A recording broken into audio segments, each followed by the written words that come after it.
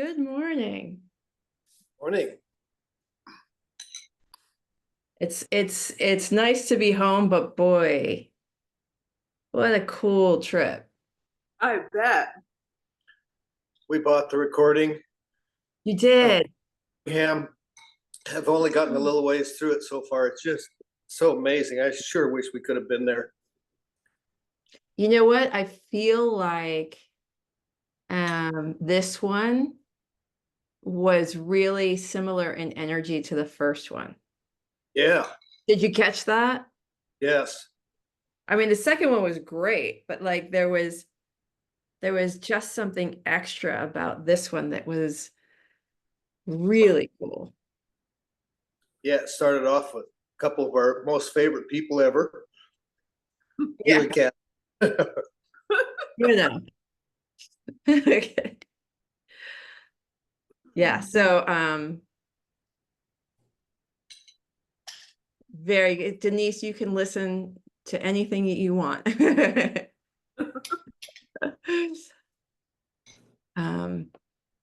Yeah, so she says thank you. So I mean, my brain is so reeling and kind of like so just though I know that not everybody that comes to First Fridays is in the horse world, so I like to kind of preface things.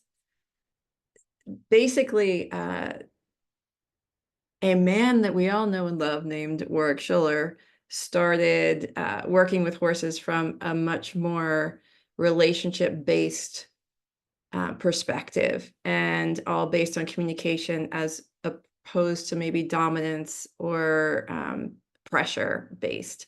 Not that there's not pressure in it, but anyway, I won't split hairs. So during COVID, when he could not train and go out and travel the world doing clinics, he started a podcast. And in that podcast, he kind of documented and brought on guests that furthered his own journey of, self-discovery and learning more about himself, learning more about his nervous system, learning more about the relationships between people and horses. So there's kind of this tagline that says, it's about horses, but it's not about horses. And basically anything that I've learned around horses could totally be applied to people. So his podcast became hugely successful. I mean, the last time I probably was like, maybe over a year ago, I know that they were at like 3.5 million downloads. So it definitely is speaking to something that people are hungry for. So what they did was they put together a summit. And the summit is where they'll take a group of people that were on the podcast and have them do like a TED talk and be on panels and stuff like that. And we talk about everything from, the nervous system, neuroscience, anatomy, navigating trauma, connecting with nature, communicating with animals. It runs the gamut. So they just had the first one ever in the UK, and that's where I was for a few weeks, and it was really magical. So that's one of the things that I was going to talk about today. I know some of you were there. Wink, wink. So,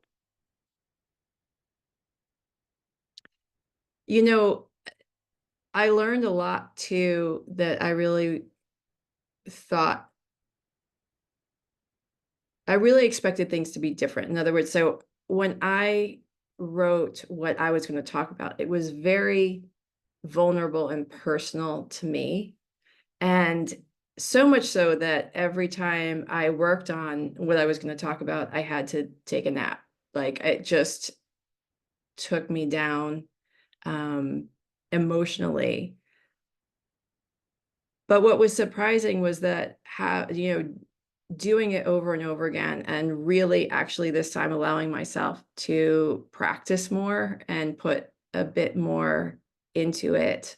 Even though I still read from my notes, I had practiced a lot. Uh, it wasn't as heavy once the sharing actually took place. And I wonder about, the idea that gets underscored because in hypnotherapy and even to a degree IEMT, but the way we practice something and the way you use it over and over again actually helps process. So I think I even mentioned, hi Amanda, I even mentioned maybe in the podcast I was on, but that famous actor, come on, Christine, you can do this. Stella, come on, help me. From The Godfather. And Brando. thank you. Thank you. Marlon Brando. So Marlon Brando, he had lost a brother when he was young. That was devastating to him. And so as a method actor, he would use the death of his brother anytime he had a scene where he had to be emotional or cry. But eventually it got to the point where he tried to use that memory and it didn't work anymore. And I think that there's a processing every time you do that, right? You're processing a bit more and allowing, especially I think for men to, women, it's a little bit more socially acceptable for us to express our emotions, whereas men, socially not so much. So to be able to revisit that over and over again under the context of, work, AKA business, right? So I can do this, allowed him to process it to where the point that it didn't have that charge anymore. And I think maybe I experienced a bit of that myself. So it just underscored that idea that these things that we hold, that we carry with us and we hold with, and we're afraid to touch them because they're icky, they have a lot of heavy feelings around them, but they're still there. We still carry it. And when we carry it, it still flavors and shapes the way that we show up in ways that we may not even be aware of.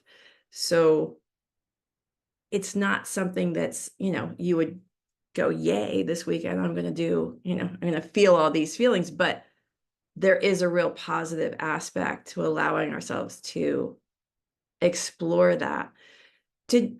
There's also this protocol that I'll share with you guys that is super cool, and I've used it with people I work with, and it's totally in your, like, you don't need anybody to help you do it. It's a journaling protocol. You choose, if you had a traumatic event or any, and I say traumatic meaning like if you think back to that, your body responds, right? Like you feel it in your body. It doesn't have to be something huge like a car accident or anything like that. But there's a journaling protocol that says, so what you do is you sit down and you write about it. First, you set an alarm. You don't want to spend more than 30 minutes. You want to spend a minimum of 15 minutes, no more than 30, and you're going to free write. Free write means you don't edit, no punctuate. You don't have to punctuate. Like if you do it normal, you don't have to not do it. But like this is just meant to free flow. And you report. So you report on what happened. So let's say it was a car accident, on this date, on this year, I was driving on this road, this happened, no opinion or anything, just report. Then you write about how it felt from your perspective. And this is all within that 15-30-minute time frame. And then the last thing you do is you write about how you feel that event affected your life up to now. And you want to do this 3 times. And every time it's the same event and the same protocol. So you would maybe do once a week for 3 weeks. You sit down, set your alarm for 30 minutes or 15, whichever, so that you know you at least hit your mark. And you write objectively what it was. You write how you felt and experienced it at the time, and then how you feel it affected your life up to now. And there's so much science behind this and how it helps people process and get different perspectives on their traumas, on the things that they're still carrying. So, and if you're like me, you'll go, that's so cool. And then you'll procrastinate sitting down and doing it because that means I have to feel the icky feelings. So, but I love things that empower people to be able to work on themselves too. You know, the thing about doing IAMT that I love is that IAMT is such a great tool for people who have done other things and they haven't worked on specific, like, you know, I've done all this work, I've done the talk therapy, I've done this, I've done that, and I still feel like I'm carrying this particular thing. So, so back to the summit.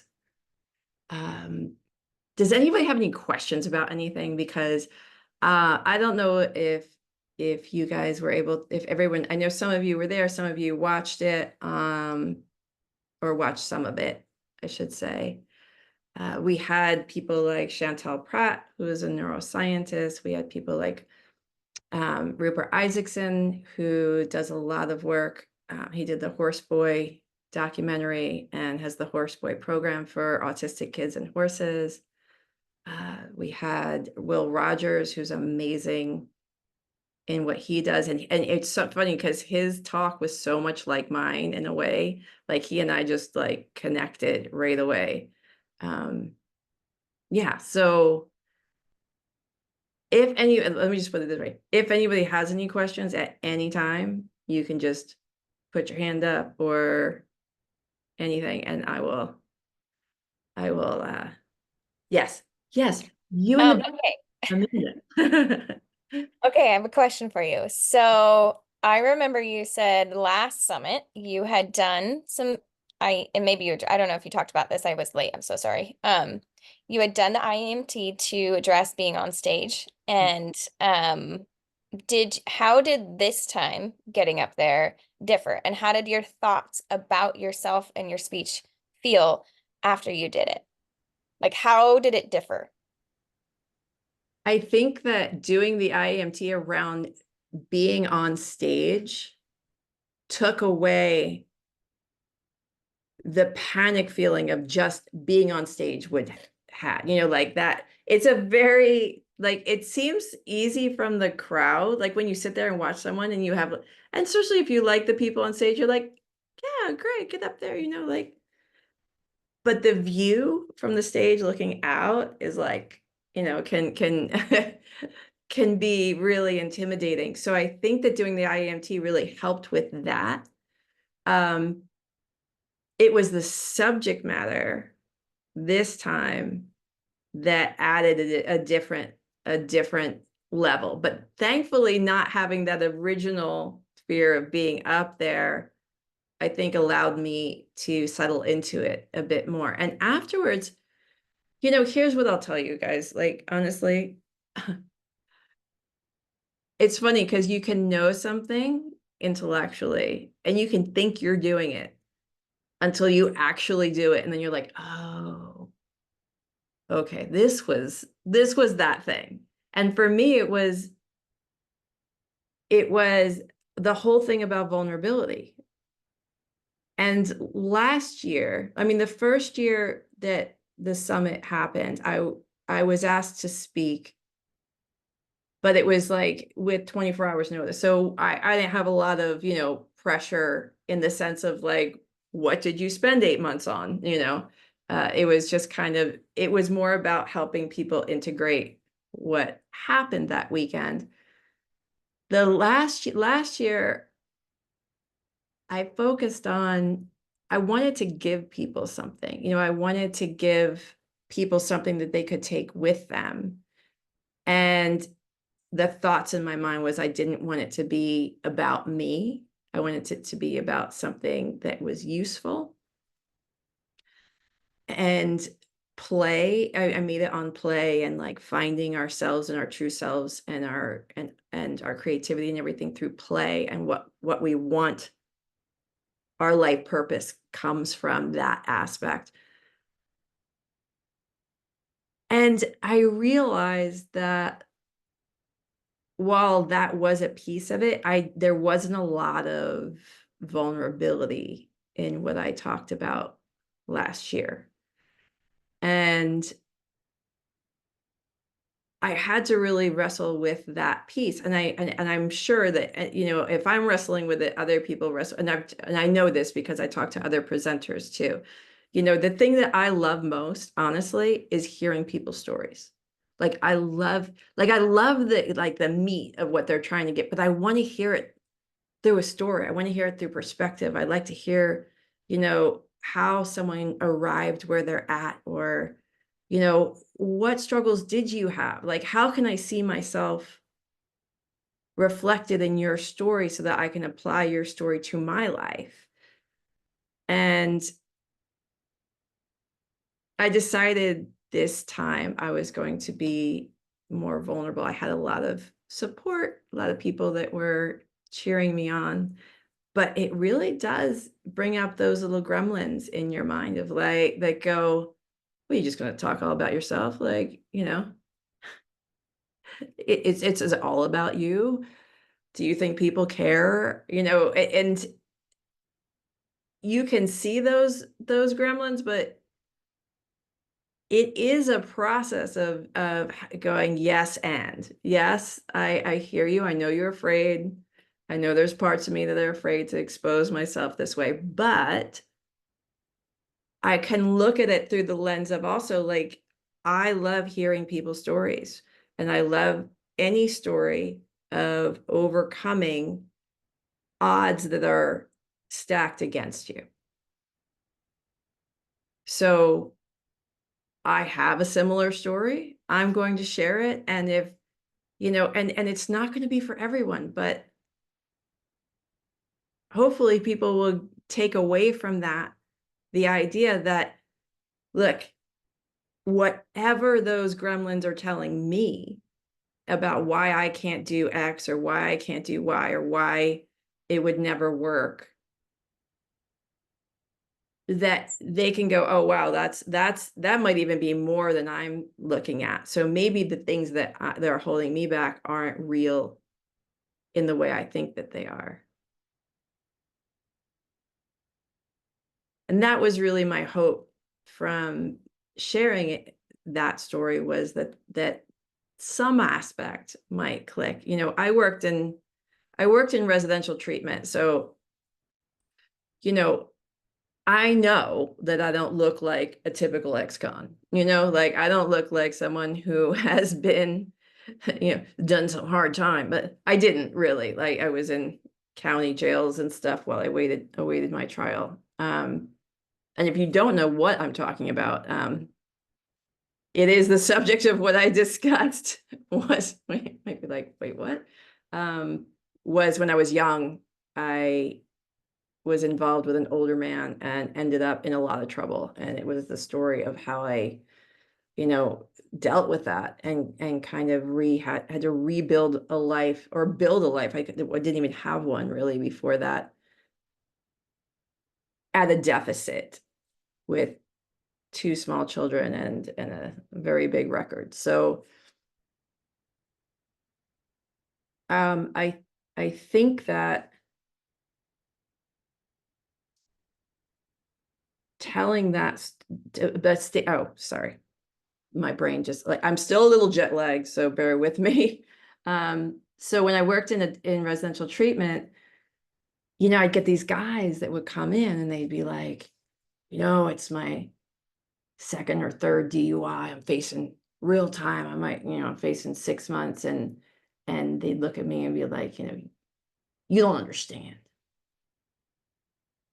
And I tell you, it would, you know, I didn't tell everybody my story, but it was really helpful. I did see how helpful it was to them to look at me and I, you know, and learn that I was in jail for 15 months before my court case was settled. So if I could do 15 months and come out on the other side, they started to feel like, yeah, this is not something I would choose, but maybe I can get through this. And we would work on exactly the thing that I'm talking about, which is seeing yourself go through it, seeing yourself on the other side, seeing that, you know, doing all the things that you need to do, but that idea that you can get through this.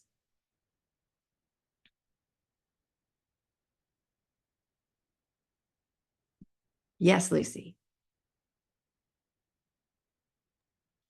Hi, thank you. I have a, first of all, I just say that you're, you know, being at the summit, I just thought the way you spoke, not just what you spoke about, but the way you spoke with such kind of openness and transparency was incredibly inspiring and moving. So thank you.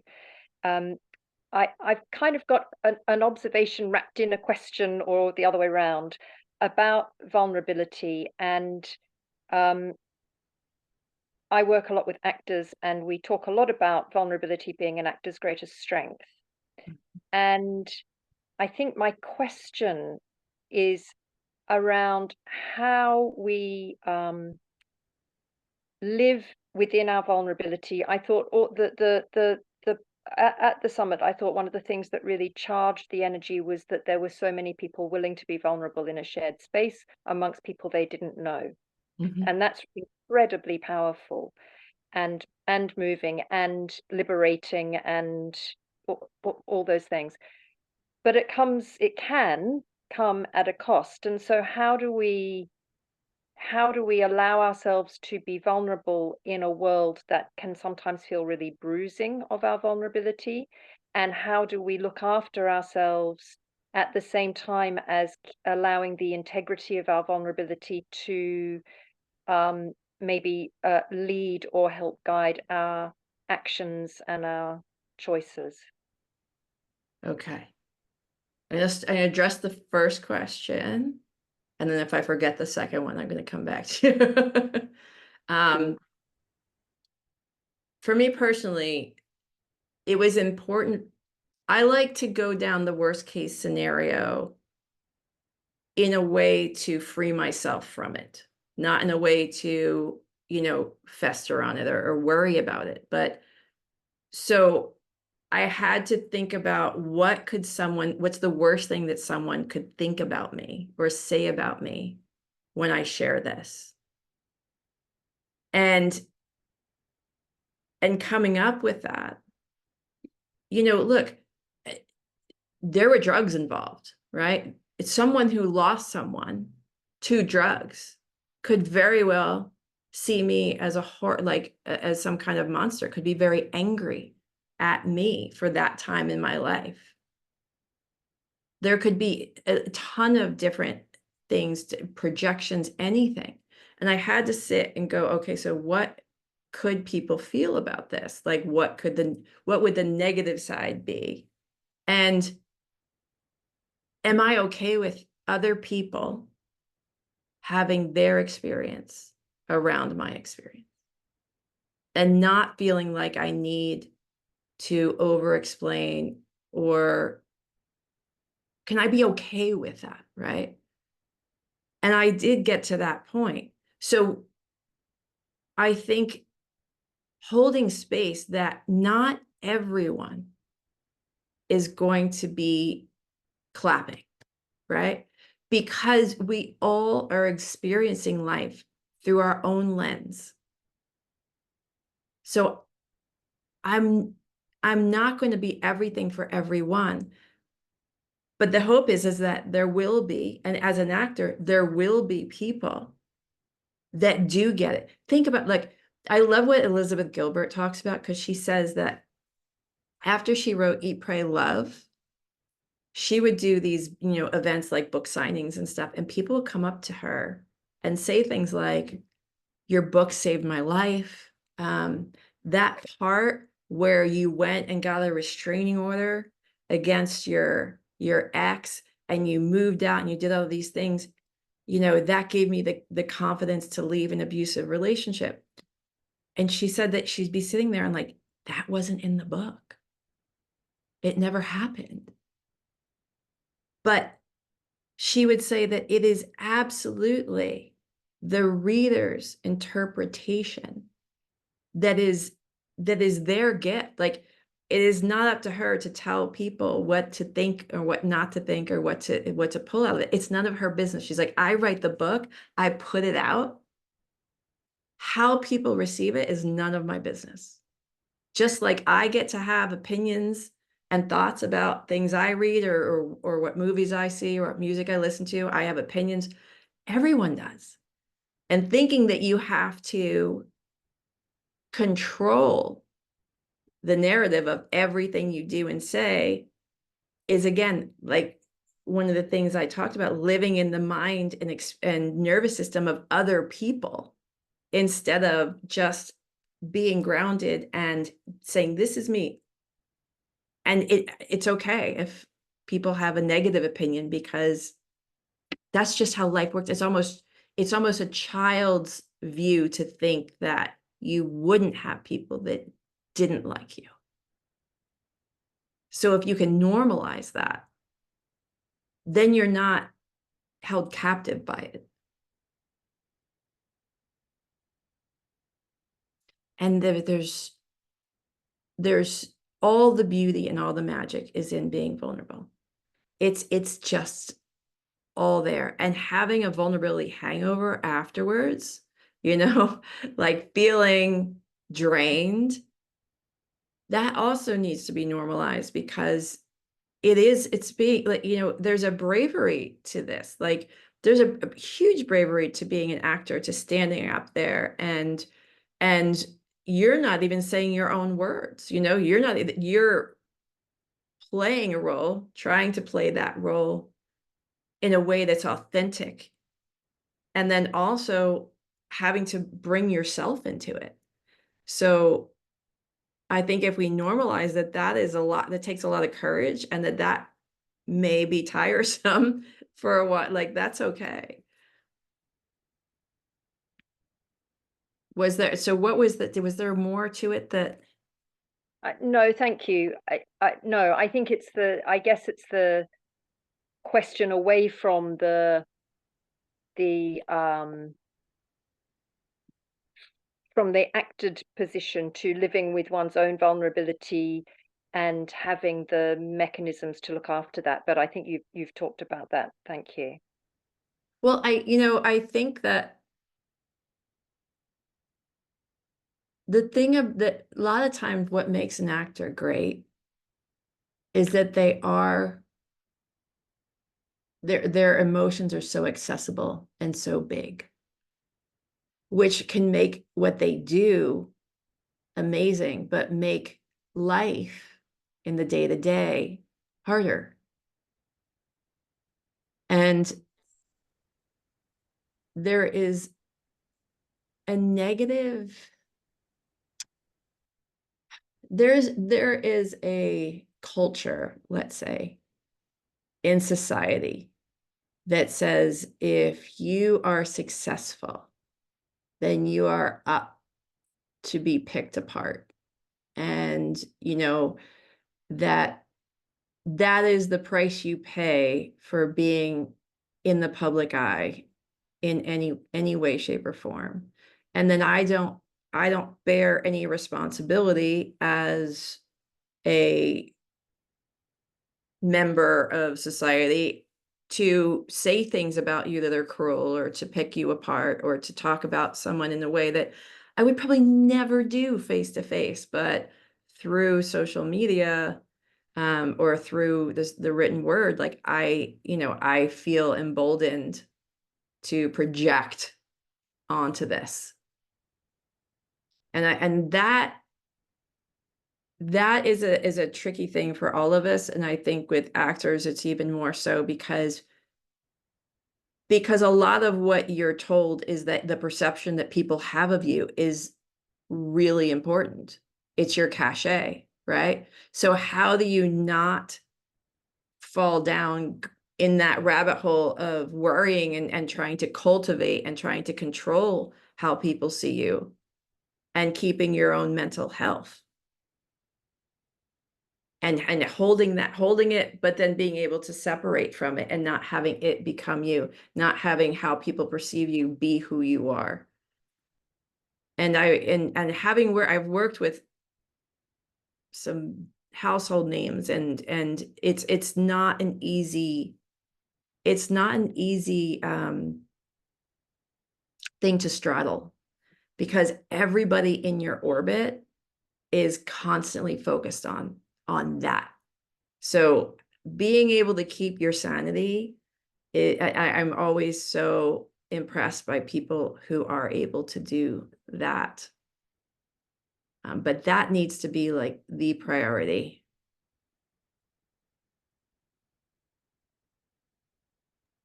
Thank you. Yeah. Anyone else? Does that spark? Christine, can I just thank you for I was at the UK summit. It's the first time I've been to one, and it exceeded my expectations, and your talk in particular had a big impact on me, and I'm just so grateful for you being so honest and sharing a difficult part of your life, and you spoke about it so gracefully.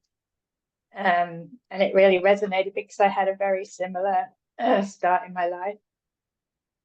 And the most powerful thing you said, which wasn't actually in your talk, I think it was in one of the panels, you said about when you're growing up in a dysfunctional family, you spend a lot of time worrying about your parents' emotions and not thinking about yourself. Sorry. Okay. Yeah, it's something that I've never thought of before, but it's very much what happened to me. And I don't think about how I feel about things. And I still worry a lot about how they think all the time, what they're feeling. And I don't know how to get out of that pattern. Mhm. Well, that's really the thing about, when we talk about our childhood, it's not because we're talking about it because we're trying to discharge blame for the way we are as adults onto anyone else, or our parents or anyone else. It's to understand, why do I feel this way? Why, what way of being am I functioning under that I didn't choose, that is invisible to me, that I can maybe start to see? And then once I can see it, then I can maybe choose, do I want to continue being like this or thinking this way or having this filter, or do I want to let this go and have my experience and the way I perceive life be of my choosing? So what you're talking about is exactly what I do most of my work with around this, around especially when people recognize that they have been living their lives in a way that was conditioned, not in a way that they necessarily chose. So just because you're an adult now doesn't mean that your psyche understands that you're an adult. The psyche is conditioned that if the parents aren't happy, if there's pressure there, then you're not safe.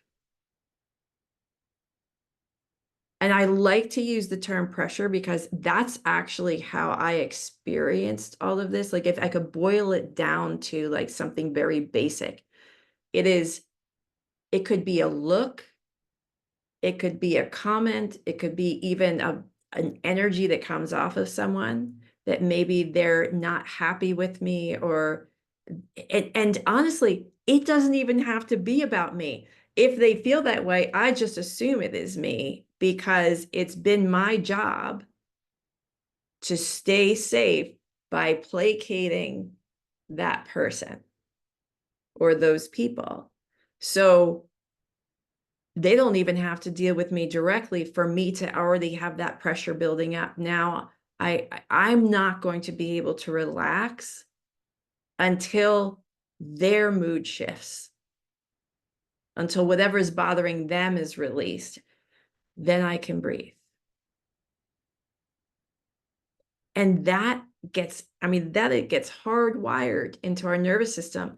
And look, I have, I'll change some details. I have a client that was huge, so smart, one of the top people in their industry, right, in the world, was in an abusive relationship that was very much like this.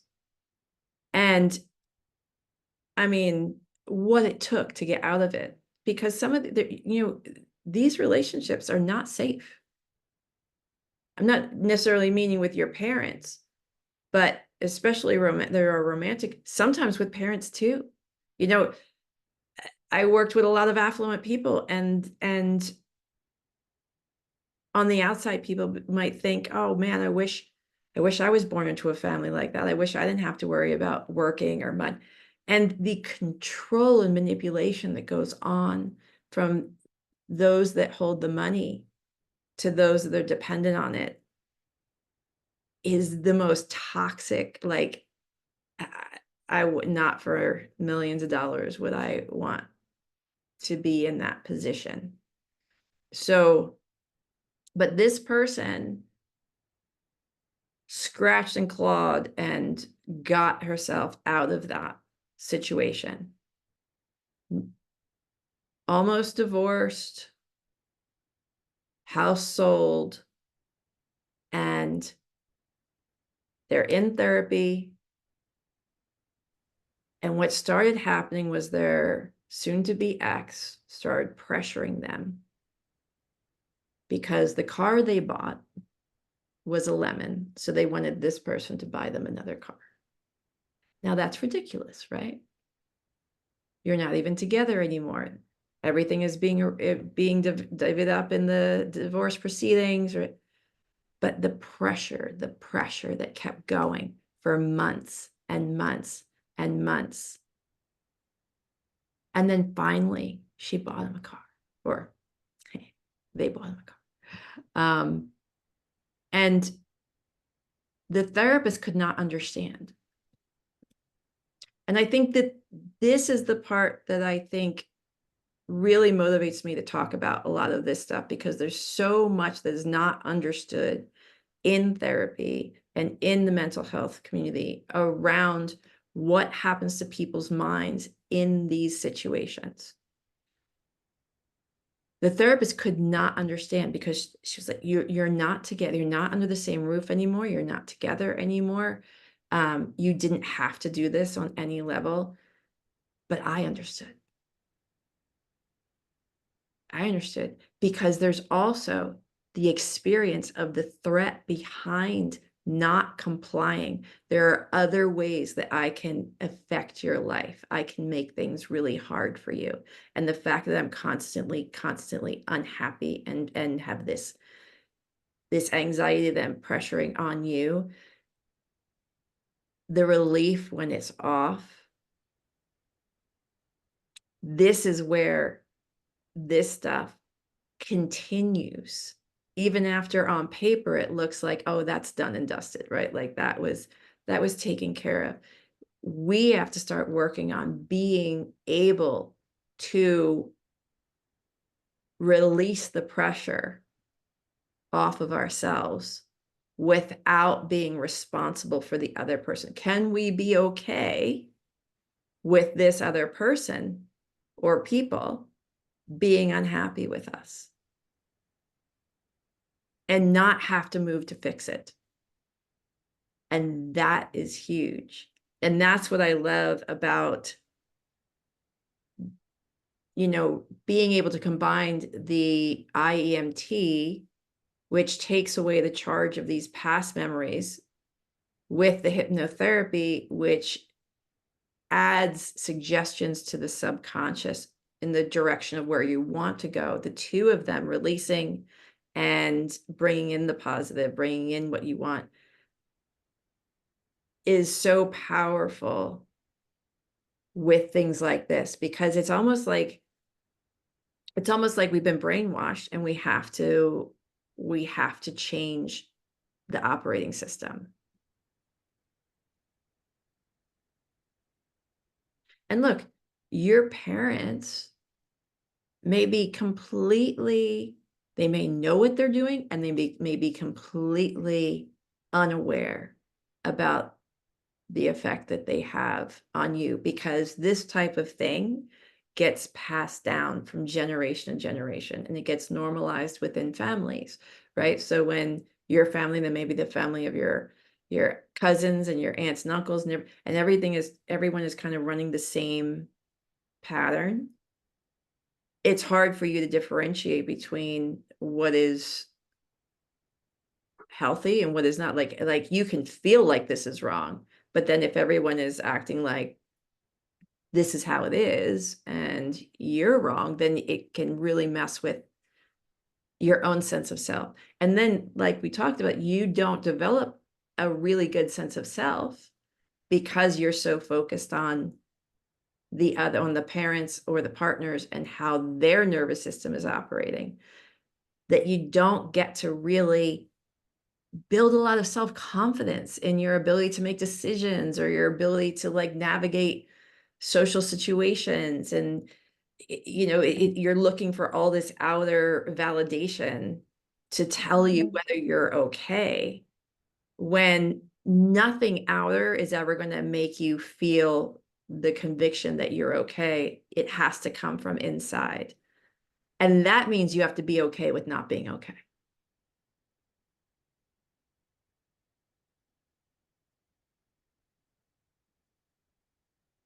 I left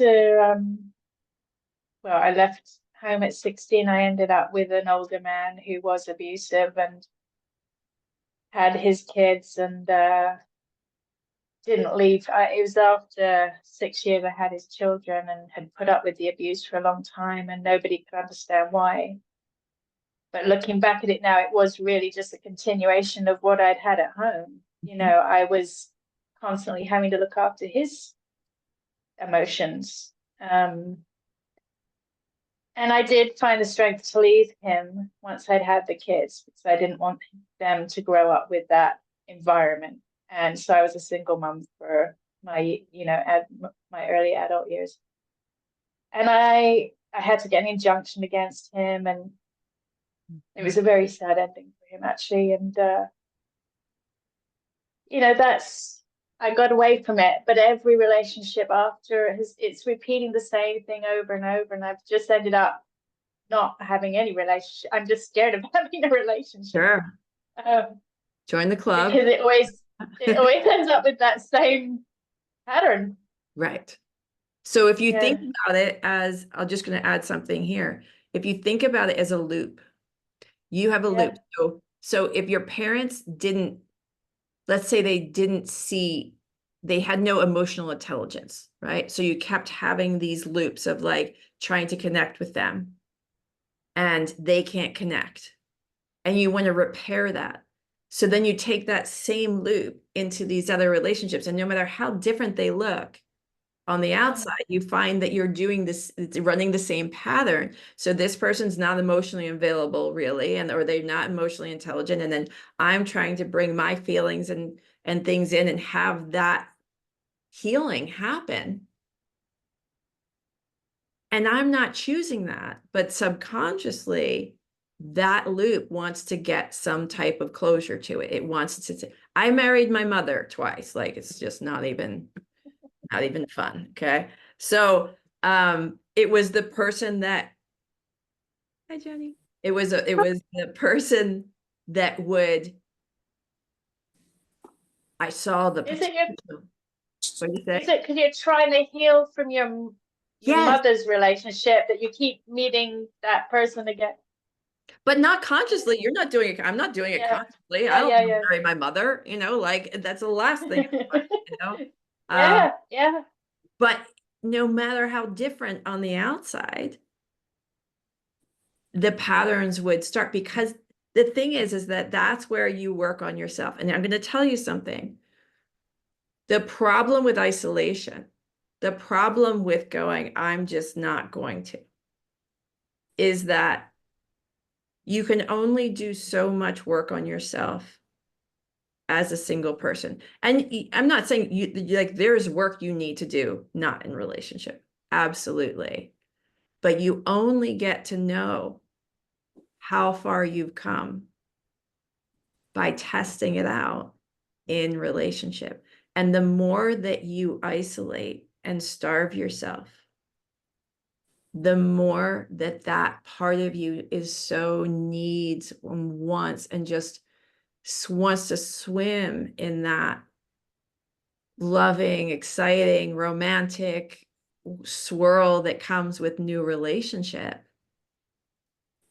that then it makes it hard to make the decisions and see the red flags and respond to them, because you go, oh my God, it's been 10 years and I'll never find anybody else again. And this is just, and let me make all these excuses of why this happened and why this, and like, I don't want to judge people, and why am I being so judgmental? And maybe I should just like, and all of the pattern. But I've realized that the thing that is so important for us to understand and to learn is that we do get to judge.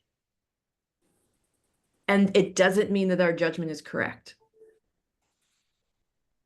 We feel like I'll say I feel like I don't want to judge someone, even when I'm seeing red flags, because I would hate to be judged, right? So I think like that would be mean of me. I'd be a mean or harsh person to hold that person to what they did or said and not give them the benefit of the doubt, blah, blah, blah.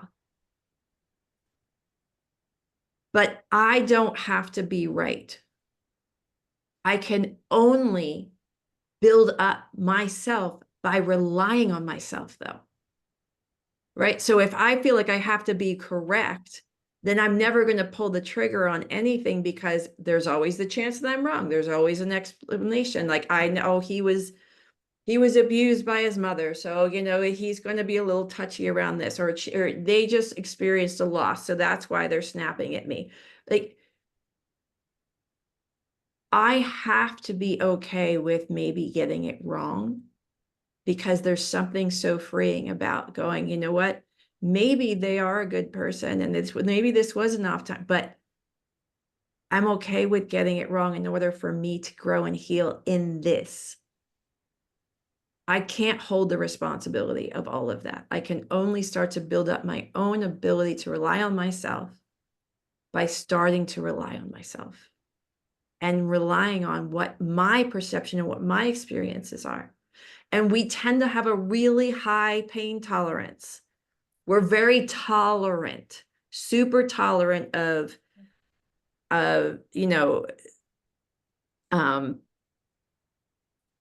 snotty remarks, passive aggressive behavior, really tolerant of withholding love and emotion, really, really tolerant of all these things, because we have so much love and we have so much patience and we have all this, and we're not caring for ourselves. And then by the time the shine wears off and we look around and we realize where we are, and we're like, oh my God, now maybe we've commingled our finances. Maybe now we live together. We've given ourselves our power away slowly, slowly, to show how much we care. And so be willing to get it wrong. Be willing to have a judgment about someone that may not be true. And it's okay. We have to build that up, and you only do it through kind of putting your toe back in.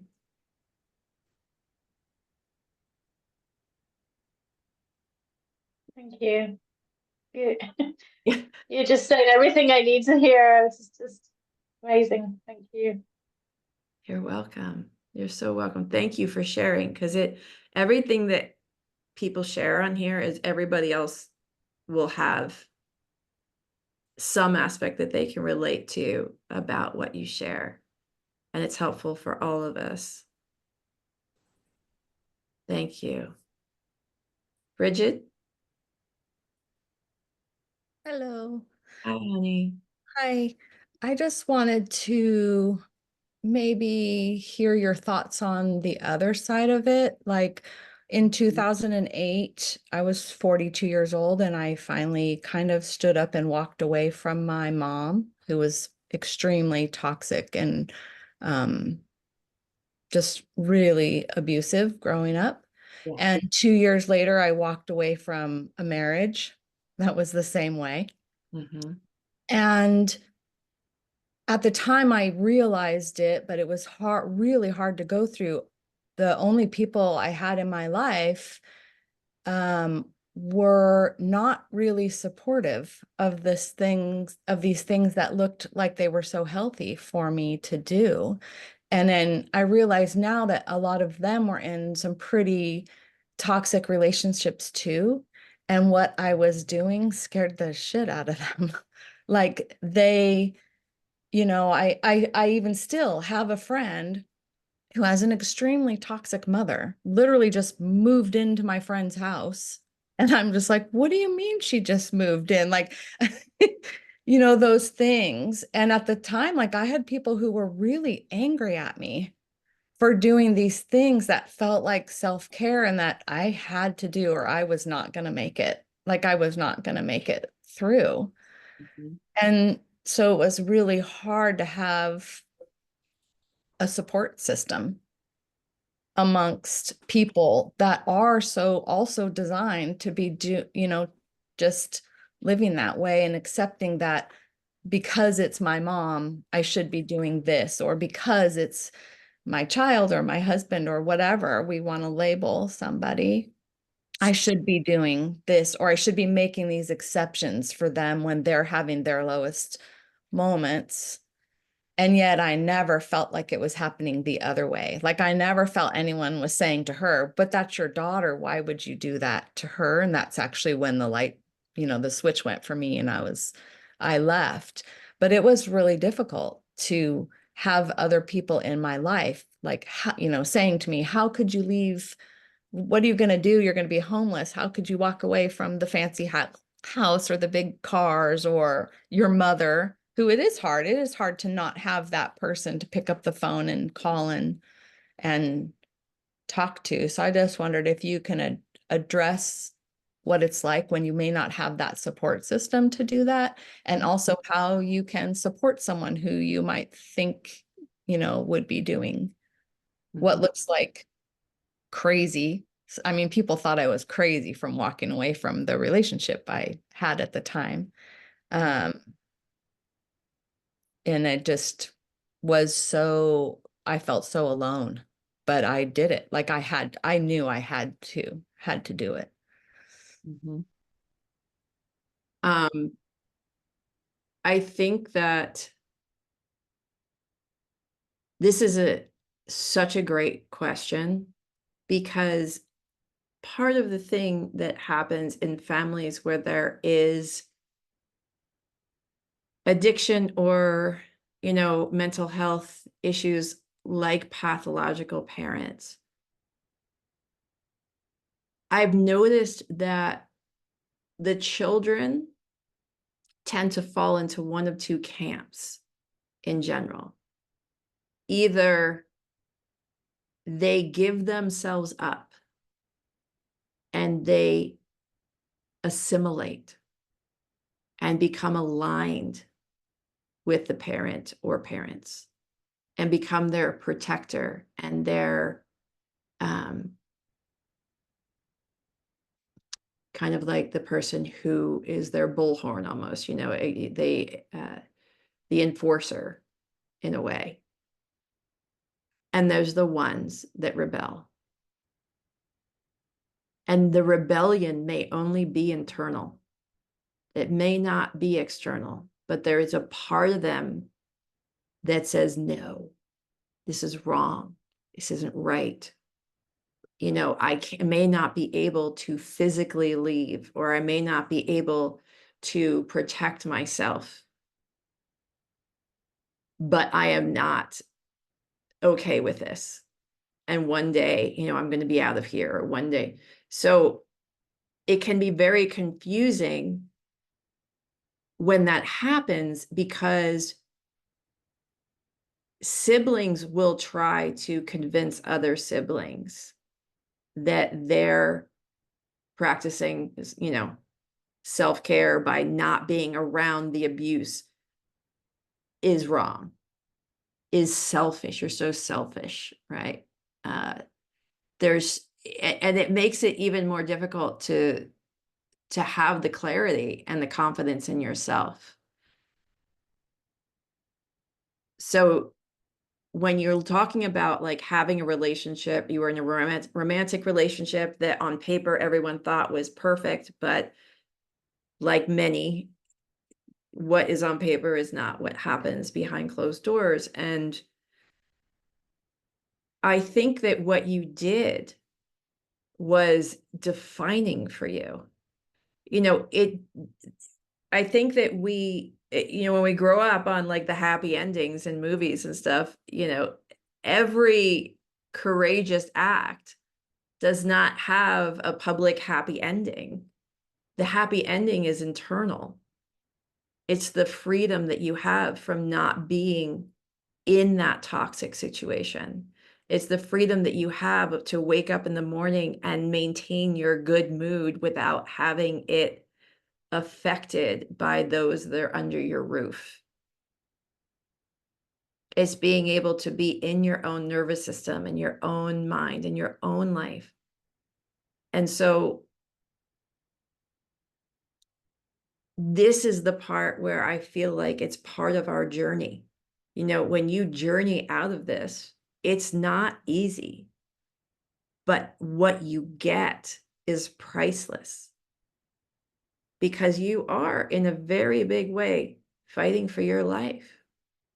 If our life is being controlled and manipulated, that's not really a life. That's not freedom. And so maybe, you know, there's a lot of books. There's a book called, you know, I've talked about this book before, which is Why Can't I Just Leave? You know, waking up and walking out of a pathological love relationship. And what she talks about is no contact, which is not always possible, especially if you have children with the person or there's other extenuating. But the reason why she talks about no contact is because you have been programmed to be conditioned. A lot of us can be really successful in a lot of ways, and we can overinflate our ability to handle being around this stuff and not be affected.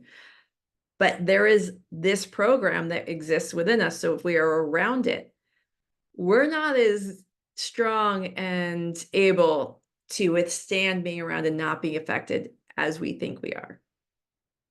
So the no contact. Did someone say something? Oh, no, I was just going to say, you just sparked a thought for me. I remember thinking, man, there must be something wrong with me, because the freedom from the judgment and the anger of my mother left me, I like had no guilt. So about walking away, and I'd be like, is there something wrong with me? Like, like I have guilt that I have no guilt. Like, what is that about? Because I could breathe and I wasn't afraid of a phone call or any of those things. And I literally, it just happened that there was no contact, and there hasn't. Well, there was, she tried to send me a friend request on Facebook like 10 years later, and I didn't take her up on that. But that feeling of, I think I'm supposed to feel wrong, or I'm supposed to feel bad, was still there, that, you know, for so long. And then yet when I really sat with it, I was like, but I don't. There must be really something wrong with me. Isn't it great that there are people in this world that can't even fathom how you could have a mother that you would be healthier to not have in your life? I think it's great that they might judge me and think it's awful that I have to limit the amount of exposure I have to my mother, because that means that they didn't experience anything that could even give them a perception or a perspective of what that might be like. So instead of trying to fit into their view of the world, it's more about knowing that yours is legitimate, and how nice that they didn't experience anything like that. Yeah. You know, my mother, I just went through a really significant event with my mother, because my mother fell. My mother's in a nursing home. She fell and hit her head and had a seizure and had a brain bleed and was in the ICU. We didn't know if she was going to make it. And it was very weird because I went through this. At first, my sister called me, and at first I was very matter of fact on the phone about it, in a way, like, tell me the details, tell me what happened, what is going on, what is the plan, what is it? But I didn't have an emotional reaction. And then, like you said, Bridget, like, there was this part of me that was watching me going, wow, well, nothing, you got nothing for this, like. And what's interesting is the only thing that I could dig into that brought about an emotional response was the fact that, this is going to sound so horrible, but the fact that my mother is part of my history, and there's an aspect of her, even with how horrible she's been, that kind of would mark a loss in that piece of history for me. But I long ago gave up on the idea that my mother would ever be a mother. So I know that, a lot of times that can be also something that people deal with, is like, oh, if that parent dies, there's never going to be that closure. There's never going to be that chance for them to actually be the parent they always dreamed that they would be. And I had a brief emotional response, but then I was on the phone with my aunt, who is my mother's sister, and my kids were there. One was on the phone, one was in the room, and we started talking. And when all of the things started coming up, of the things that my mother had, I mean, look, like, I'm sure there's worse mothers out there, but, like, I don't know. Like, I can tell you, my mother has stolen from her sister. Her mother crashed my aunt's car, dragged my cousin down the street by her hair, telling her she was going to take her to where her parents would never find her again. Threatening suicide, threatening to kill her kids, dragging her kids all over the place, exposing them to, like, I mean, I could just go on and on and on. And it was reconnecting with that really helped put into perspective, like, look, I have compassion for my mother from the standpoint that no one who lived the life that she lived could have ever gotten any joy or love out of that. It was so awful. I thank God every day that whatever chip she was missing, or whatever, conglomeration in her brain that happened, I didn't get it. But there's nothing that can happen in this life, because we had the conversation. My mother is great at apologies, I want to tell you. Like, my mother writes the most beautiful letters, acknowledging everything she's ever done, telling you how much she loved you, how special you are, telling you all about, And like, this is how she got me back in multiple times, because it would be this, oh my God, I'm seen, I'm understood. She gets it. She's sorry. And I would run back. And I don't think a week would go by before the whole racket would start running again. So I've experienced every aspect of this relationship. And now I have to be okay that people won't understand. And you know what? Here's the other part. My siblings back east, they take care of her. They get her in homes, everything. The last time that I had anything to do with taking care of my mother, I had offered to take her from my sister because they had to get a restraining order against her because she sliced her wrist in front of their kids because she was losing control, not because she wanted to kill herself, because she was losing control and she wanted to get the control back. So my sister was about to have a nervous breakdown. So I said, bring her out here. And everyone looked at me like I was absolutely out of my mind. Because again, I had this overconfidence that I could, like as if my mother ever followed a rule in her life. I'm going to have rules. Yeah, please. So my mother left my house. That was in August. In February, my mother left my house because she had attacked me in the morning after drinking a bottle of vodka overnight. And like I had a black eye, I had bruises all over. She had jumped on me. And I had to have the police come and get her out of my house.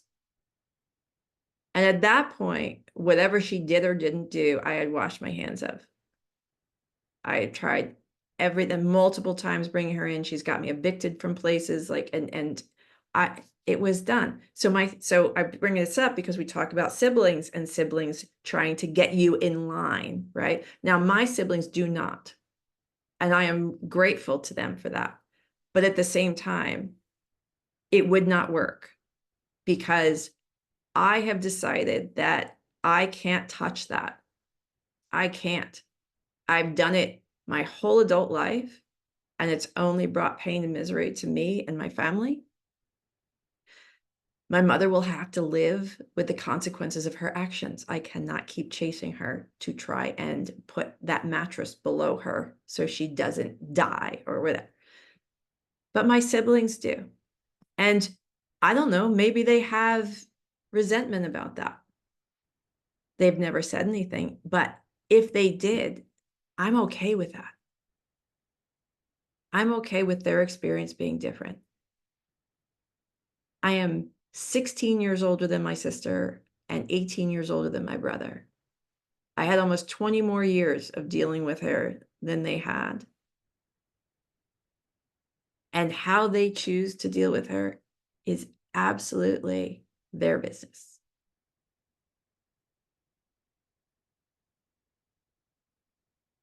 Is there anything else, Bridget? Did I cover the question?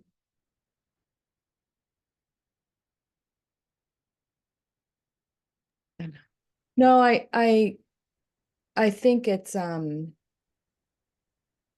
just interesting how long it can take to come to terms with something. Like I'm okay with what happened with my mom, like that I have had no contact with her except, like I said, she sent me a friend request on Facebook, which makes me laugh, right? Like of all the ways to come back into someone's life, it's so right for her to have done that if you know her. But it has been interesting, the different ways it touches different people and how they still wanted me to conform to something that wasn't going to be okay for me because it made them feel better, or maybe they didn't have their own, I don't want to use the word strength, that doesn't feel right, but like even my father, who divorced her because of the things that she did when I was 5 years old, still doesn't understand that that I didn't have, like I wanted to walk away from her. It was so interesting that even he would be like, well, have you talked to your mom lately? It's like, no, no, dad, I haven't. And they hated each other while I was growing up. I mean, it was so horrible being between the two of them. And that's been interesting to watch. And he also was one who didn't understand why I left what looked like a very cozy, comfortable life when I was married too. He was almost angry at me about it. So it's just interesting, He chose your mom. Oh, totally. So Yeah. he's got his own pattern that he was running, and he feels the pressure when you don't talk to your mom. So then he is trying to relieve his feelings of pressure by trying to get you to do that, right? Everyone is trying to relieve the pressure. So yeah, it's interesting that, some people will leave and then they'll pressure everybody else to relieve the pressure that they feel, right? And I didn't like even my own daughter at the time, she was 18. I said, look, if you want to have a relationship with grandma, I totally understand. I fully support that. You have a different relationship with her than I did. It was just for me. And I think that's what was the change for me. It was just about the relationship, this connection that I had with this other person. I was okay with my brother, with my daughter, with anybody else still having contact with her. It was just for me. And it was probably the first time I had ever actually done anything in that way just for me. That may have been why it felt so different. But even my own girlfriends at the time would be like, but how could you, it's your mom. It's your mom. And I would see them still having these really toxic relationships with their mom. And I think it was that they then were questioning, were they supposed to be doing that, or what would that be like for them? And yeah, it was really hard because I didn't have anybody that said, yeah, that's the right thing for you to do. Right. And these types of relationships, I mean, these will play out in friendships too. It's not just romantic. Like friendships, you can have the same thing play out in a friendship. And I think that, the friendships can be just as devastating, but they're also an opportunity to practice and to see the pattern from a different light. And to see, can you, one of the aspects of being in a romantic or even in a family and growing up in a family like this is that you hide what's happening to the outside world. It's very important that you are loyal, right? Strong sense of loyalty, that you're loyal and you don't tell people what's actually happening. So when you go and you decide that you're not going to be involved in this anymore, you threaten breaking cover, right? You threaten making it apparent to the world that there's something not right.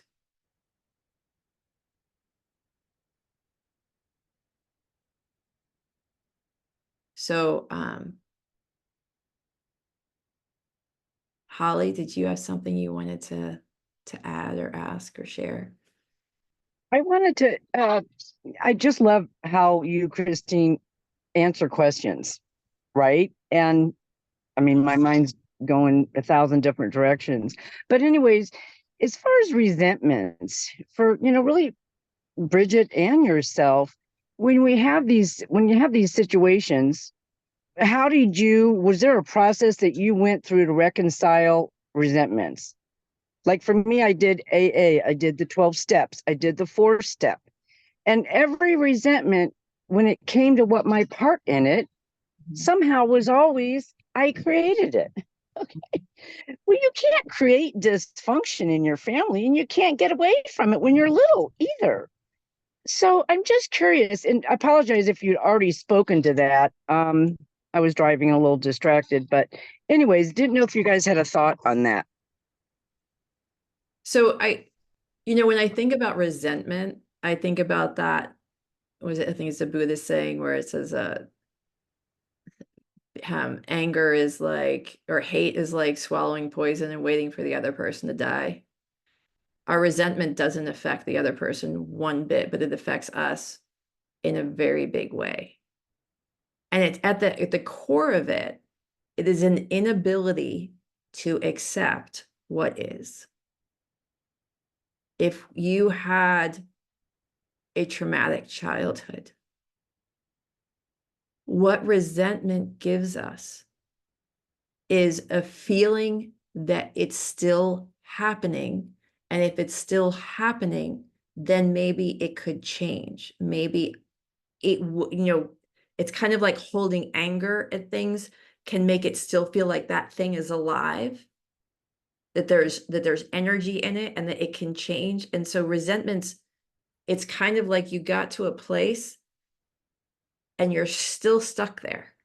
You're here now, but your part of you is stuck back there because you cannot bring yourself to accept that that happened. Right. Because you're just furious or you're just hurt or you're whatever, but now you're stuck. You're stuck. The other person that did it or whatever happened outside of you, they're moving, they're living their life, right? They're not stuck. We're stuck. And we have to go through the process of accepting that it happened. And just doing that, just accepting that I didn't have loving parents. I didn't have a mother who protected me. I didn't have it. And that's where the part of being on a spiritual journey in this life is really helpful, because you can then flip it. Once you accept that it happened, you can then mine it for what did this bring to me? What strength did it give me? What perspective did it give me? What softness did it give me? What ways of being empathetic to others did this give me? What is the teaching in it on this whole path that my spirit's on, that I'm on here? Oh, I love it. Thank you. Yes. And I am in the middle of the spiritual journey and evolving, I suppose, my essence and uncovering the veil of amnesia. I just heard that phrase. I loved it. And so these things are popping up, from my childhood, that maybe I did reconcile or maybe I didn't, or just said, oh, it was all my fault. Okay, move on. Well, Just accepted responsibility when really it wasn't mine to take, maybe. yes. Well, the idea of reconciling, right? So this can get tricky because we want to work to not have these things control us, right? But I do want to state that we don't want to get into the trap where, oh, we fixed that, or we healed that, or we checked that box, because that's not how this process works. And when I've seen people get into that because I worked on that. Oh, I already dealt with that with my therapist, right? Or I already dealt with that. And that language kind of gets me concerned, only because what happen is that may be very well true. Like you did a lot of work on that thing, but that thing is part of your history, right? Part of your experience. And the fact that it's no longer activating in any way can be related to the fact that nothing in your life has gotten to a level to reactivate it. So when you believe that I worked on that, I checked that box, and then something in this like roller coaster of life comes along and boom, it hits right on that old wound and it blows up. And then the thoughts are, oh my God, I didn't do anything. Look, I'm back here again.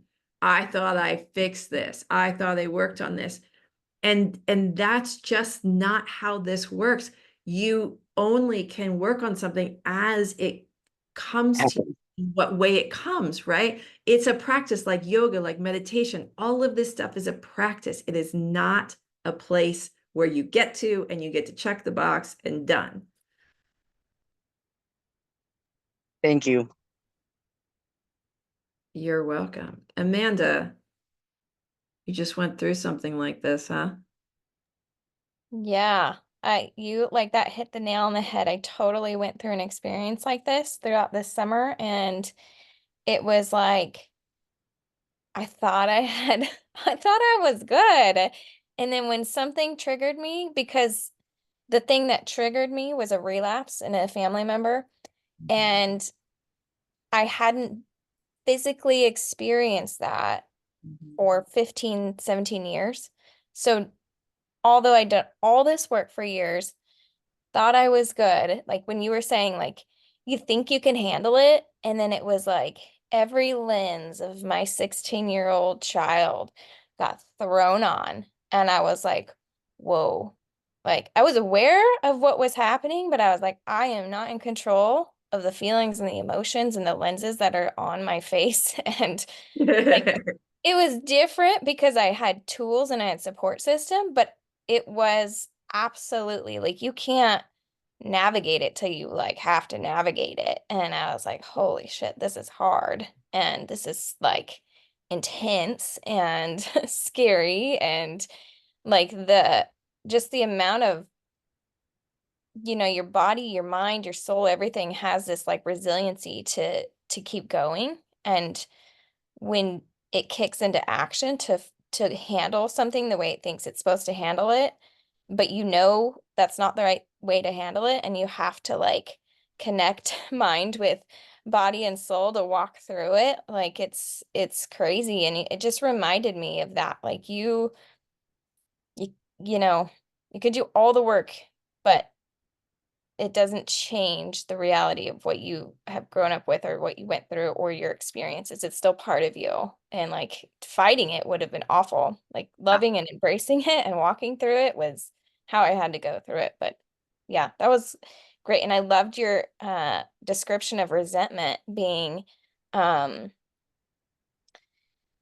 you're wanting a different outcome. You're still holding on to that different outcome. Like that totally resonated with me. Like, yes, like that is the true depth of it. Like it's this little fear and this hurt and this pain in there that, is just until you go in there and like see it and honor it and talk to it, like it's still gonna live there. So Yeah, thanks because for once we accept it, it's then we feel like it's done, right? No chance. And yeah. of course, logically, there's still no chance. It's in the past. Whatever happened Right. is, but like it is the kind of, I don't know, gaslighting ourselves to think like if we just keep holding on to this resentment or this inability to accept, then we don't have to say that that actually happened. Mm-hmm. So, and it's funny when you were talking, it reminded me of part of the work I did in addiction was helping family members around the addict. Because a lot of times what you intuitively think is the right way to handle someone who's had a relapse or is struggling with addiction is typically a complete 180 from what actual help and support and ways to like create a framework around that situation is, right? And look, it's a difficult situation no matter what way you slice it. It's not easy, and there is no like magic script or magic formula you feel your way through, but having support is really important. Really important. So I'm here for you if you need I might call anything. Wow, it's so funny because I was like, oh, we're going to talk about the summit and we're going to talk about being in Wales or doing like this stuff or things I learned. But honestly, like this is so near and dear to me. Like what we're talking about, like this is what I want to be talking about in the world. I want to be normalizing for people what their experiences are, because in so many of these situations, the opposite has happened. The dysfunction has been normalized and the person is left confused and scared and alone. And so by normalizing, yes, that's what happens, but you're not alone.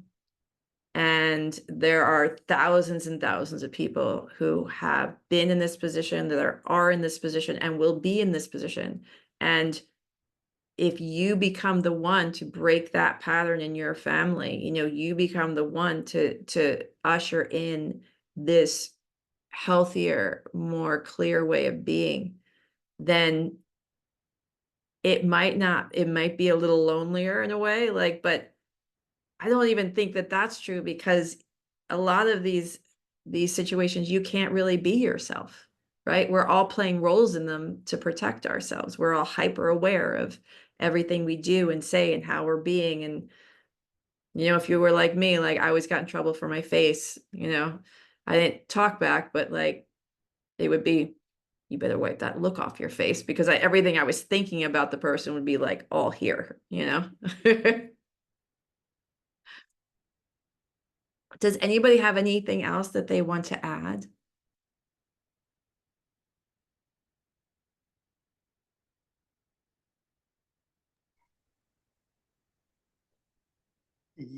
Probably a little bit. Tell me, Tom. Speak to me, Tom. At the beginning of this, you're talking about IEMT and sharing your story, writing it down, and so on. I don't think we have time for it here now. I'm assuming you're going to be at the summit in October. Yes. If we could meet up maybe and talk some there, it'd be great. Sure. But do you know who Amanda Held is? She's part of a veterans rehabilitation program that uses horses somewhat. Name sounds And familiar. yeah, I met her at Equus Film Fest in last year in New Mexico. So she said that their program with the veterans to get rid of their PTSD and their issues was, you don't sit around and talk about it. What they do is they say, here's the deal. You get to tell your story one last time. It goes in a box. We take the box, we throw the box away, and you start over and you tell a new story. And that's not, I'm not saying anything of that what you are talking about is the wrong way or any judgment, just it's different. It'd be kind of cool to explore some of that. And also, it's too much of a story here and now, but my journey with my father was so similar. No drugs involved, but setting boundaries and finding the strength in myself to deal with it. Having the support of an incredible partner and the help of my father's onset of Alzheimer's. He, being abusive, absolute horrible person that people thought I was horrible because I made the mention a few times about maybe I should just kill him myself. Well, we used to joke, I mean, this is going to sound horrible, but we used to sit around, my family would joke about, I hear there's this substance you can paint on a door handle. And nobody, know, you know, like, because of the fact that my mother still had the children with her. Like, I think if she was off, but like that she was dragging my brother and sisters around. So I understand, like, obviously we never bought anything or made a plan, but like, it was a way that we amused ourselves in a really horrible situation. Yeah. Anyway, thanks to Alzheimer's, he actually turned into a really sweet guy at the end of his life. And sadly, my sister will take to her grave bitterness about him rather than, I was hoping she would be able to come visit him as he was dying to see that he was a different person. So she lost that, and not going to be able to see him as a different person. Well, like we're all on our journeys. Yeah. There's no one right or wrong way. And, Get the bat.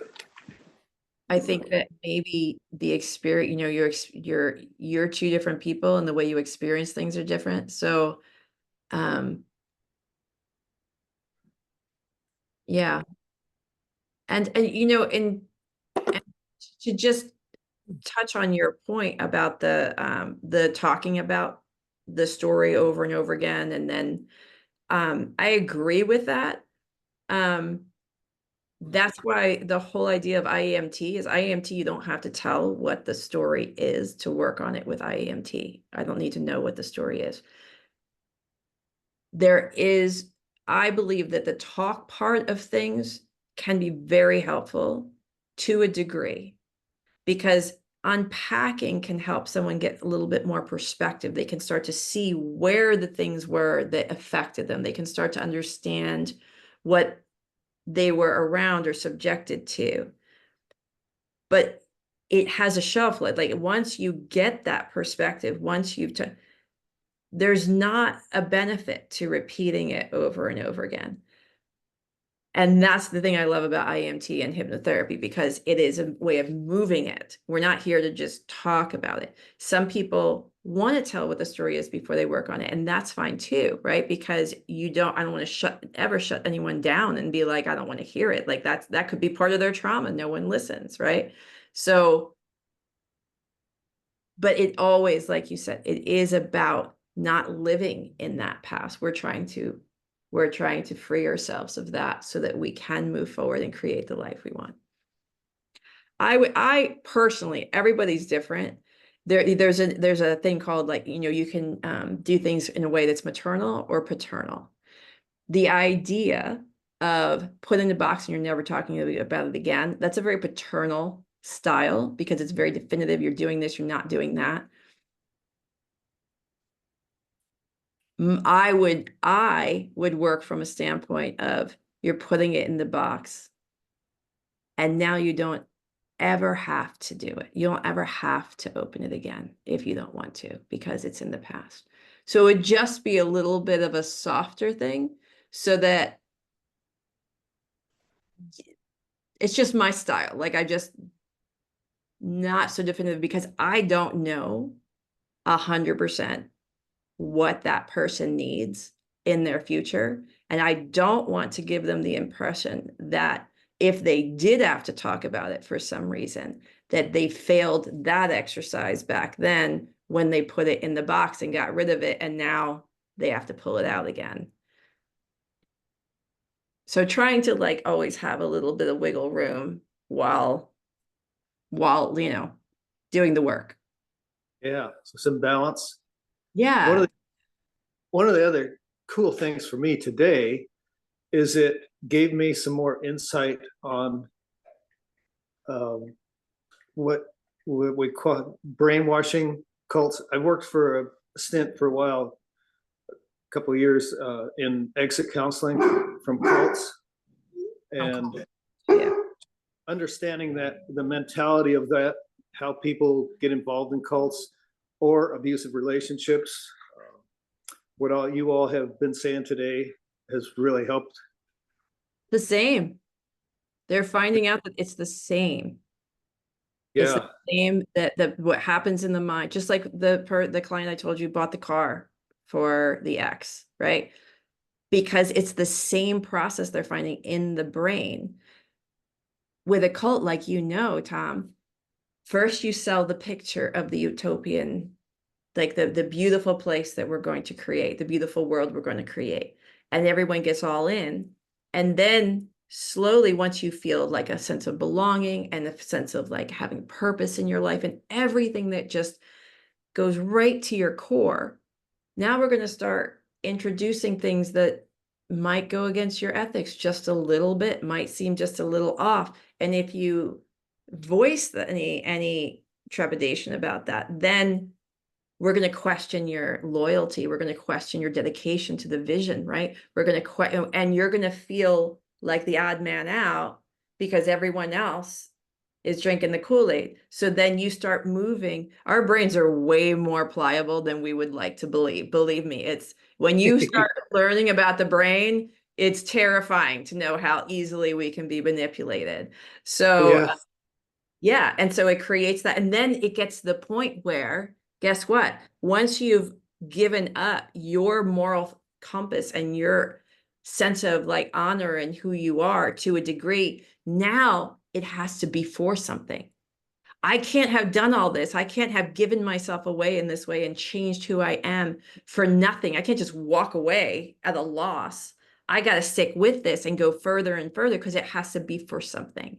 And I'm stuck in that. And that's what these relationships are also like. I've done so much. I've given so much. I've put up with so much. It has to be for something. I got to get to that magical place that I know is possible because I've seen glimpses of it. And so I'm starving, I'm eating all that up. I know it's possible. So I'm stuck in the maze. Yeah. You mentioned liking to hear stories. So at the first podcast summit, when Sonny and I first heard about it, I think we were sitting on this couch right here. And we said, oh, wouldn't that be so cool to do that? And then we found all the reasons we couldn't. I mean, and it made sense. We could not afford it.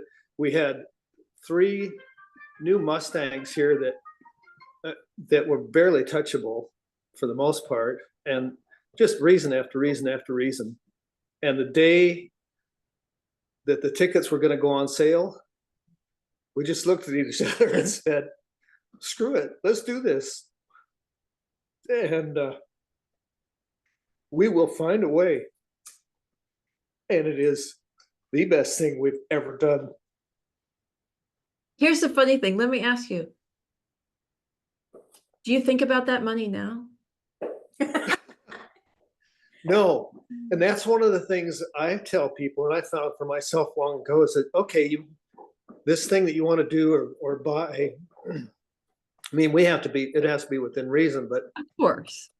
okay, that $50 whatever thing that you want to get right now, in a year from now, would that $50 really make a difference? Are you going to be thinking about that next year? That No. $300, that $300, man. That would have changed my life if I had kept that $300. Yeah. And the tickets for the October one at the Journey On Ranch, I didn't buy them to start with.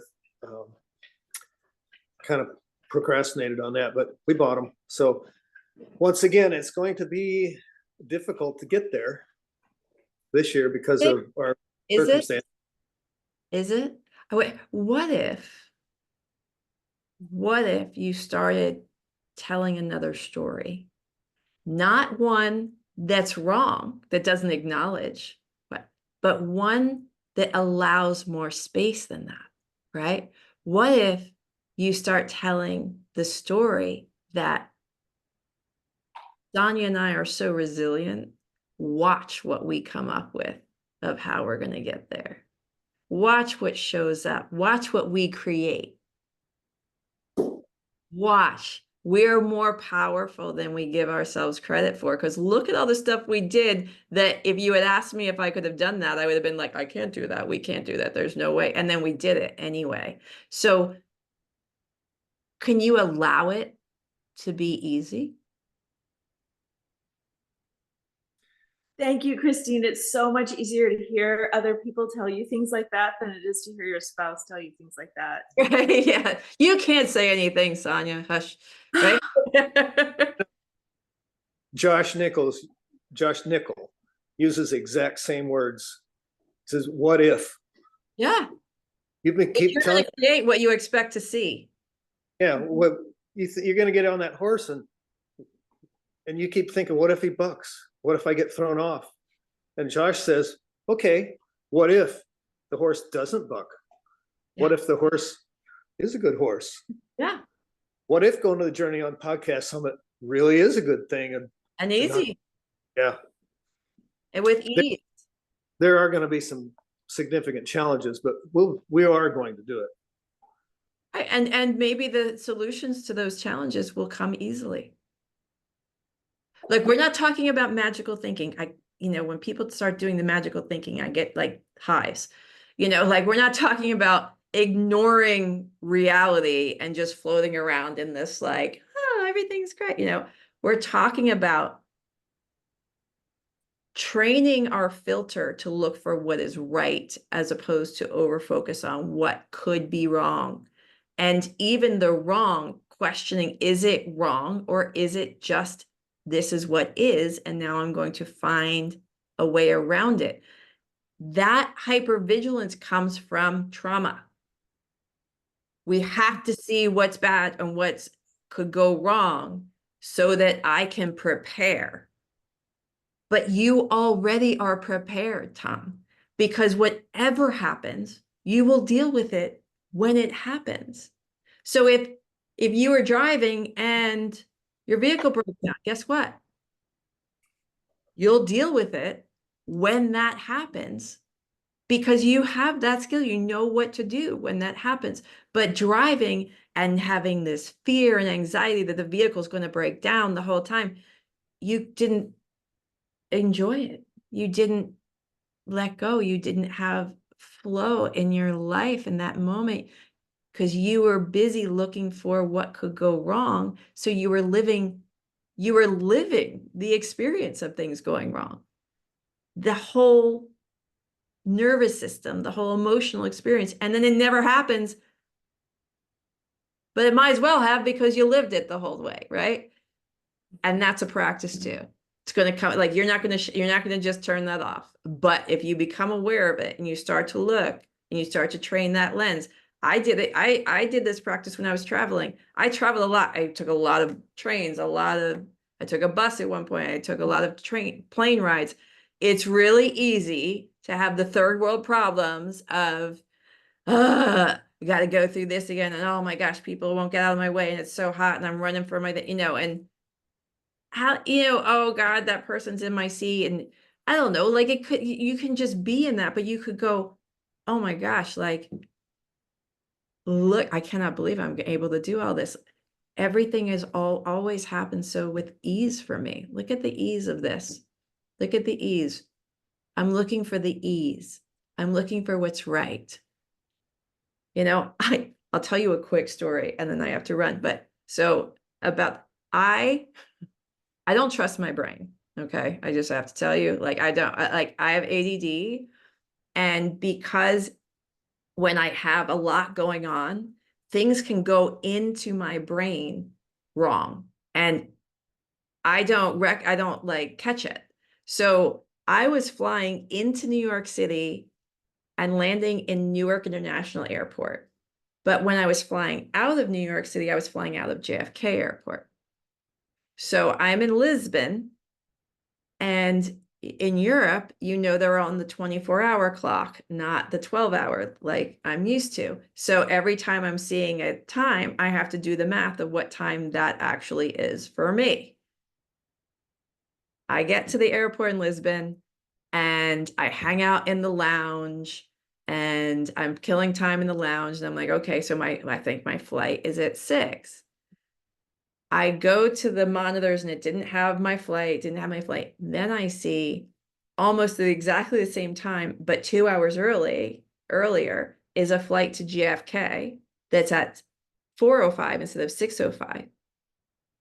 And my brain immediately goes, oh my God, you got it backwards. And instead of adding 2 hours or subtracting 2 hours or adding 2 hours, you did it wrong. And my brain just goes. So this is me. It says boarding, gate closing. So it's the last terminal, the last gate at the terminal. And I am running like I'm FloJo in the Olympics. Okay. Like through the airport, full on nervous system explosion. going, oh my God, I'm gonna be stuck in Lisbon. What's gonna happen? My hotel, my everything, my friends, my plans. I run, get to the gate. There's police at the gate. There's a lot of police in the term. And I'm like, the plane, and he's like, give me your passport. Let me see what I can do. So he runs to go and try and get this flight to open up and let me on or whatever, and to, maybe bring the plane back. I don't know. And I'm just praying that I can get on this plane. And he comes back and he says, ma'am, you're not on this flight. You're on the flight to Newark. You know where you're going? I'm like, yes. So to make me even more humiliated, we walk over to the big sign and there's Newark. Now it's on there and what gate it's going to be at. And so I was like, thank you. So sorry. Getting my stuff, having to walk, like I'm up here. And so it could be really easy to get into like anger or frustration or beat myself up about, it's just like, you know what? I am just so incredibly happy right now that did not miss my flight. I'm okay. My brain was responsible and could have been relied on this whole time. But yeah, it is always a choice in how we want to see things. And we'll just leave it at that. Does anybody else have anything else you want to add? I'll just say, Charlie and I have a saying, and we will say it to each other or sometimes together, like everything always works out for us. And it's not a magical, we know how it's supposed to be. It means that whatever we're supposed to experience is what we're going to walk through. So if we are saying, oh, we really want to go to the summit, or we really want to have other things happen, and then these roadblocks happen, we just will look at each other and say, everything always works out for us. Because sometimes what we wanted to happen doesn't happen, but something else did. Like we didn't make it to the event we wanted to go to, or, we've had a really rough week this week and it's horrible, tough things we went through, but we just still sit in everything always works out for us. And whatever that is, sometimes it's like going through the muck of some really hard stuff was something we needed to experience together, or to help the next person or horse or dog, or, just adding to our own experiences, what our story will then share. But we say it to each other a lot. Everything always works out for us. And not like, not in a fairy sparkly kind of way, because sometimes it's in the middle of snot and tears. Yes. And I'm so angry, or I hate people, or, whatever it is. But we just keep reminding each other sometimes everything always works out for us. You're creating that lens. You're creating the lens, because how many of us have not gotten what we thought we wanted, only to find that not getting it was in our benefit, because what came after, or what came instead, was way better. So it works to get to say and to like create that lens. Everything always works out. Like if that didn't work out, it's because something better is coming. It makes you happier. It makes life better. Like we live the life that we see, that we look for, that we expect. So doesn't mean that there aren't going to be challenging, hard, really difficult, heartbreaking times. That's what it means to be alive. But in between those, let's make it good. Yeah. Yeah. Being present to experience all that life has to offer. I totally do know that the hardest things I've been through have only added to the joy that I've also experienced. Like the joy cannot be at a level 20 if where I always sit is, just like neutral. Like I know that I'm here in this time and place to experience all of that life has to experience. And that's not going to always be rainbows and unicorn farts as much as I would like it to be. Damn it. Darn. Well, you guys, this has been one of the best conversations. I absolutely love this, and everybody's input was spot on. Great questions, great stories. Thank you. Thank you to all of you. This next month, going into September, just let me pull this out. So yeah, our first Fridays will be on a Saturday. I mean, a Friday. What am I talking about? A Friday the 6th. I meant to say the 6th. 6th Saturday, anyway. And I look forward to seeing whoever can make it. I love this group. I really do. Can I put in a quick plug here? Yes. There's a gal we follow on Facebook called Scouts Trail. Oh yeah, I follow her too. She just opened up some more merchandise in her little store, and she's selling a t-shirt that has a saying on it, which I'm hoping Sonia can remember. I cannot, but I can look it up really quick. Okay. Something about Sometimes the magic happens when you stop worrying about now, about how things will turn out. Sometimes the magic happens when you stop worrying about how things will turn out. Absolutely true. Absolutely true. Because we can only, within our own limited knowledge and experience, imagine what could be, but the universe can create so much more than what we could even possibly imagine. So we don't want to block that. Bring it on. Yep. Well, this is part of when the book comes out, you'll get to see the story I want complete. But part of the magic meandering story is especially when we went to get the Mustangs, everything went wrong. I mean, from making reservations on the airline, from day one, everything started going wrong. But every time something went wrong, it was to our advantage. Just Right. mind-boggling. So just bring that into this trip, Tom. Just like, hey, everything works in our favor. Just like Bridget said, everything works out to our advantage. Everything works in our favor. We're just really lucky that way, right? It's really lucky. Yep. I'm looking forward to seeing you there in October. Me too. I can't believe there's going to be another one so soon. I'm like going to barely be coming off the high of this one, right, Carrie? Carrie's coming too, all the way from England. Barely Yeah. at the high of this one, and it's going to be into the next one. I've been trying to talk Tanya and Kathy and Gareth Murray into being there, but I think unfortunately most of them are not going to be able to make it. Well, Kathy's got another speaking engagement, so she just can't do it. But yeah. Anyway, I love you guys. I have to run. Thank you. And see you in a few Thank weeks. Thanks. Bye, everybody. Thanks, Bye. everyone. Bye. Bye.